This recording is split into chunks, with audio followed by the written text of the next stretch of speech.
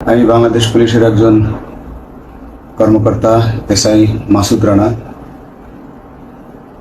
আমি আপনাদের কাছে কিছু তথ্য তুলে ধরতে চাই, যেটা বাংলাদেশের মানুষ অনেকদিন ধরেই জানে না, বা তারা এই প্রশ্নের উত্তর খুঁজছে অনেক বছর ধরে, কিন্তু কোনো উত্তর খুঁজে পায়নি।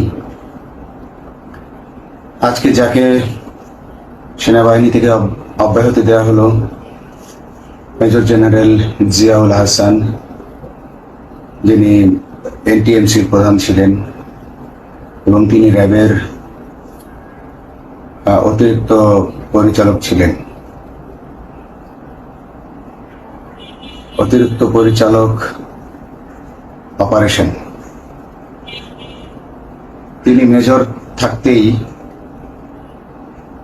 র্যাবে ছিলেন এবং বাংলাদেশে যত গুম খুন হয়েছে, বিএনপি সহ অন্যান্য যারা অ্যাক্টিভিস্ট, সেই গুম খুনের সাথে জড়িত এই জিয়াউল হাসান। অনেক নেতাদেরকেই র্যাবের কালো গাড়িতে করে সিভিলে ধরে আনা হতো, এনে র্যাব ওয়ানের গোপন আস্তানায় তাদেরকে আটক রাখা হতো। এরপর তাদেরকে সময় মতো অজ্ঞাত স্থানে নিয়ে তাদেরকে হত্যা করা হতো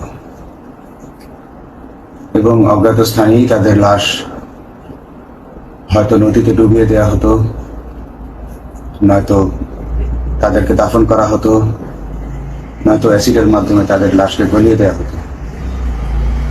আমি 2014 অক্টোবর থেকে 2017 ডিসেম্বর পর্যন্ত র্যাব সদর দপ্তরে কর্মরত ছিলাম। তখন র্যাবের ডিজি ছিলেন বেনজির, যিনি আজকে দেশের হাজার হাজার কোটি টাকা চুরি করে, পুলিশের হাজার হাজার কোটি টাকা চুরি করে পালিয়ে গেছেন বিদেশে। তো আমি দেখেছি অনেক মানুষকে কিভাবে অন্যায়ভাবে গ্রেফতার করে নিয়ে গুম করে রাখা হতো। আমি রিসেপশনে ডিউটি করতাম। গুম হয়ে যাওয়া মানুষের স্বজনেরা আমার কাছে আসতো, কিন্তু আমাদেরকে কঠোর নজরদারিতে রাখা হতো। সিসি ক্যামেরার আওতায় ছিলাম, তাদের সাথে আমরা ওভাবে কথা বলতে পারতাম না। তাদেরকে কোনো তথ্য দেওয়া নিষেধ ছিল আমাদের জন্য, কিন্তু তাদের স্বজনরা আসলে এসে যখন এখানে কান্না করতো, আমি নিজেকে ধরে রাখতে পারিনি। আমি অনেকের স্বজনকেই তাদের স্বজনের, গুম হয়ে যাওয়া স্বজনের পরিণতির কথা জানিয়ে দিতাম। বিশেষ করে যাদেরকে মেরে ফেলা হতো, খুন করা হতো, তাদেরকে আমি খারাপ সংবাদটা দিতাম না, কিন্তু যাদেরকে বন্দি করে রাখা হতো, যেমন বিএনপি নেতা সালাউদ্দিন আহমেদকে যখন অ্যারেস্ট করে আনা হলো, তিনি অ্যারেস্ট করার সময় ধস্তাধস্তিতে মাথায় আঘাত পেয়েছিলেন। তাকে র্যাব ওয়ানের গোপন কক্ষে আটক করে রাখা হয়েছিল দীর্ঘদিন।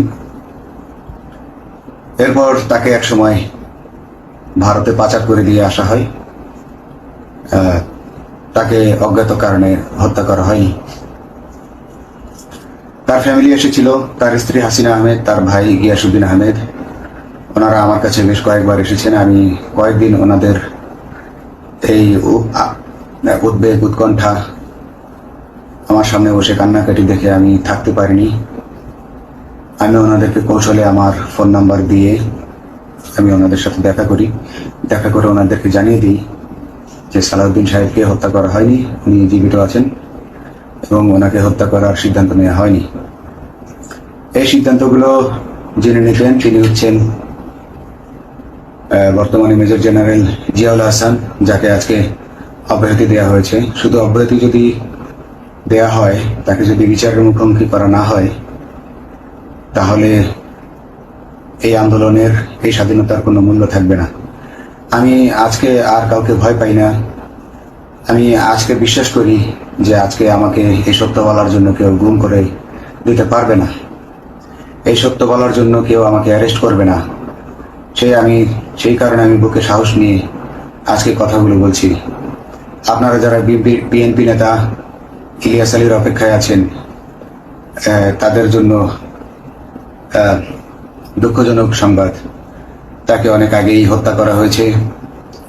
তাকে পতেঙ্গা সমুদ্র সৈকত দিয়ে পরাপাহারায় সাগরের মাঝখানে নিয়ে স্পিড বোটের মাধ্যমে মুখে পলিথিন পেঁচিয়ে হত্যা করে, তার পেট ছুরি দিয়ে ছিদ্র করে, তাকে পাথর দিয়ে বেঁধে সাগরে ডুবিয়ে দেওয়া হয়েছে। শুধু ইলিয়াস আলী নয়, অনেক নেতার সন্ধান যারা আজও পাননি। কিছু মানুষ তো আয়না ঘর থেকে উদ্ধার হয়েছে, কিন্তু যাদেরকে আপনারা পাননি তাদের সবার এই করুণ পরিণতি হয়েছে। আমি যদিও তারা এই কাজগুলো গোপনে, অতি গোপনে করত এবং র্যাবের অন্যান্য শাখার কর্মরত কর্মকর্তা কর্মচারীরা এটা জানতো না, কিন্তু আমি অত্যন্ত বিচক্ষণভাবে আমি এই খবরগুলো নিতাম, কারণ আমি জানতাম এগুলো একদিন আমি প্রকাশ করতে পারবো। এবং এই দিনটার অপেক্ষায় ছিলাম আজকে এত বছর, মানুষের কাছে সত্য প্রকাশের। বাংলাদেশের মানুষ জানুক যে কারা খুনি, কারা এত মানুষকে গুম খুন করেছে, এই দেশ থেকে এই দেশে ত্রাসের রাজত্ব কায়েম করেছে। তারা মাদকের ক্রস ফায়ারের নামে যে হত্যা ট্র্যাডিশন চালু করেছিল, এই ট্র্যাডিশনের উদ্দেশ্য ছিল বিরোধী দলের লোকজনকে হত্যা করা। কারণ পুলিশ এবং সেনাবাহিনীর অনেকেই মানুষ হত্যা করতে ভয় পেত, তারা এটাতে অভ্যস্ত ছিল না। অনেকেই অনেক সাহসী, কিন্তু একটা মানুষকে হত্যা করার পর তারা আর ঘুমাতে পারতো না, তাই তারা এসব কাজ করতো না। কিন্তু খুনি হাসিনা কিছু মানুষকে এভাবে হত্যা করতে করতে পুরস্কৃত করার মাধ্যমে হত্যা করতে অভ্যস্ত করে ফেলে। তারাই এই গ্রেফতারকৃত, এই গুমকৃত মানুষদেরকে গুলি করে হত্যা করত। এবং তারা এতটাই নিষ্ঠুর যে তারা এক একজন কয়েক শত করে হত্যা করেছে। এবং এই মানুষগুলোর সংখ্যা বেশি নয়, কারণ সবাই লাশ দেখতে পারে না। একটা মানুষকে খুন করার পর লাশের যে ছটফটানি এবং মাথায় গুলি করার পর মাথার যে বিকৃত অবস্থা, এই জিনিসগুলো আমাদের অনেকেই আমরা সহ্য করতে পারি না। তাই আমাদের মধ্য থেকে কিছু হায়নাকে বেছে নিয়ে তারা একটা টিম গঠন করে, তাদেরকে র্যাব সদর দপ্তরে বেনজির আহমেদ প্রতি মাসে পুরস্কার দিতে ডাকতেন। এবং প্রত্যেকটা র্যাবের বিভিন্ন শাখায় এরকম দু একজন রাক্ষস ছিল যারা মানুষকে শুট করত, গুলি করত, হত্যা করত এবং গুম করত। তারা এখনো আছে। তাদেরকে আমি নতুন সরকারের কাছে দাবি জানাবো, তাদেরকে বের করতে হবে, তাদেরকে বিচারের আওতায় আনতে হবে। না হলে এত শহীদের বিনিময়ে যে ফ্যাসিবাদ থেকে, যে স্বৈর শাসন, যে খুনি হাসিনার হাত থেকে আমরা মুক্তি পেয়েছি, সে মুক্তির প্রকৃত মূল্য আমরা পাবো না, প্রকৃত স্বাদ আমরা পাবো না। এই খুনিদেরকে বের করতে হবে, এই খুনিদেরকে বের করে আইনের আওতায় আনতে হবে। বাংলাদেশ পুলিশ কখনোই গুলি করতে অভ্যস্ত ছিল না। আপনারা জানেন একসময় পুলিশ যে গুলি করতো না, এটা নিয়ে অনেক ব্যঙ্গচিত্র ছাপা হতো পত্রিকাগুলোতে, যে গুলি না করতে গুলি খেলনার বন্দুকে পরিণত হয়েছে। তো কিন্তু সেই নিরীহ পুলিশকে রক্তপিপাসু হিসেবে শেখ হাসিনা তৈরি করেছে। তবে সবাই নয়, কিছু মানুষ। আপনারা দেখেছেন এবং এই আন্দোলনের ভিডিও ফুটেজ দেখলেও দেখবেন যে কয়েক শত পুলিশের মধ্যে কেবলমাত্র কয়েকজনই জনতার দিকে গুলি ছুড়ছে। তো আপনারা ঢালাওভাবে পুলিশকে আপনাদের আক্রমণের নিশানা বানাবেন না। নতুন সরকার অবশ্যই এর বিচার করবে। আমি আশাবাদী নতুন সরকারের কাছে তারা যদি আমার কাছে কোনো তথ্য চায়, আমি তথ্য দেব ইনশাল্লাহ। এবং এই খুনিদেরকে, এই রাক্ষসদেরকে বের করতে হবে। প্রতিটি গুমের, প্রতিটি হত্যার সুষ্ঠু তদন্ত করলে এগুলো বের হয়ে আসবে বলে আমি আশা করি। এবং আমি চাই এরা ধরা পড়ুক, এদের বিচার হোক। না হলে এরা যুগে যুগে এই রাক্ষস যুগে যুগে রয়ে যাবে, আমাদের মাঝেই তারা লুকিয়ে থাকবে এবং যুগে যুগেই তারা মানুষের রক্ত পান করেই যাবে। পুলিশ বাহিনী মানুষকে সেবা করবে, এটাই হওয়া উচিত পুলিশের ধর্ম।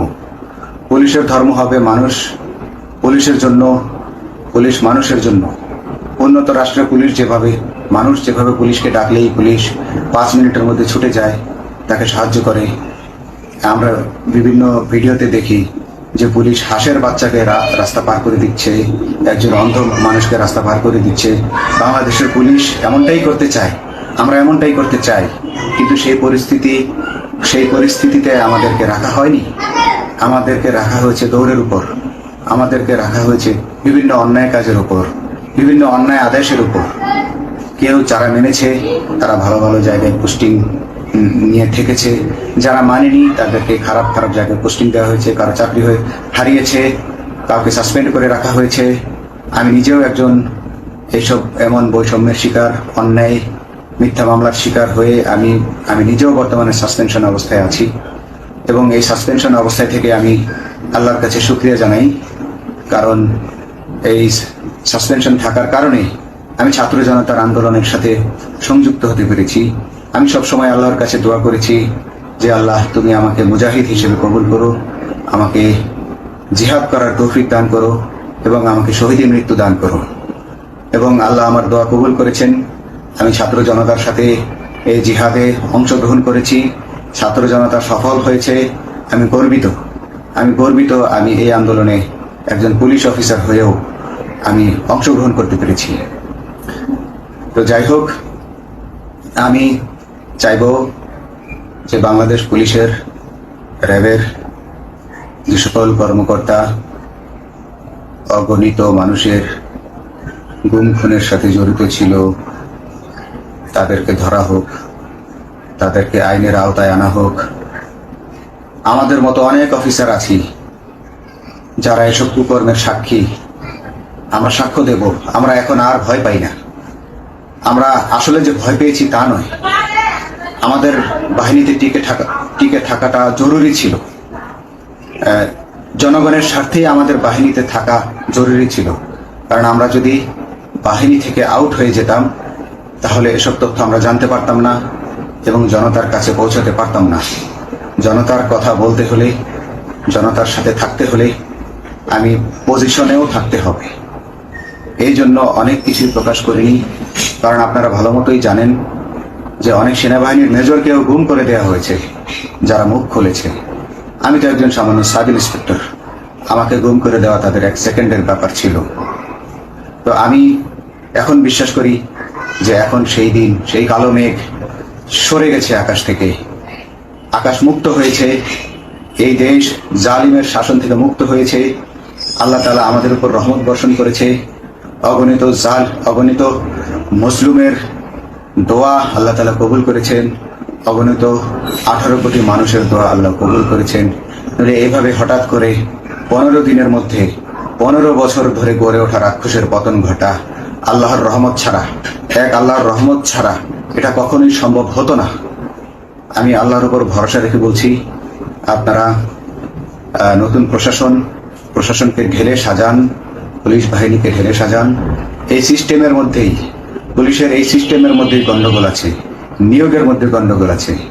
আপনারা এই সিস্টেমগুলো পরিবর্তন করুন, আপনারা এই সিস্টেম পরিবর্তনে সাহায্য করুন এবং পুলিশ ডিপার্টমেন্টে যত ডিপার্টমেন্টাল পরীক্ষা আছে এগুলো তুলে দেন। এই ডিপার্টমেন্টাল পরীক্ষাগুলোর মাধ্যমে আমাদের ঊর্ধ্বতনরা আমাদের গলা সবসময় চিপে ধরে রাখে, ঠিক আছে? সেজন্য আমরা তাদের কাছে সবসময় আটকা থাকি। এই জন্য আমরা অনেক কিছু বলতে পারি না, অন্যায়ের প্রতিবাদ করতে পারি না। তো এই সিস্টেম পরিবর্তন জরুরি। ডিপার্টমেন্টে কোনো পরীক্ষা থাকা যাবে না। কনস্টেবল হতে যারা একটা নির্দিষ্ট সময় পর তার বিভিন্ন কোর্স করানোর মাধ্যমে তার প্রমোশন হতে হবে। সাব ইন্সপেক্টরে ভর্তি হয়ে 5 বছর পর ইন্সপেক্টর হিসেবে পদোন্নতি পাবে, তার 5 বছর পর সহকারী পুলিশ সুপার হিসেবে পদোন্নতি পাবে।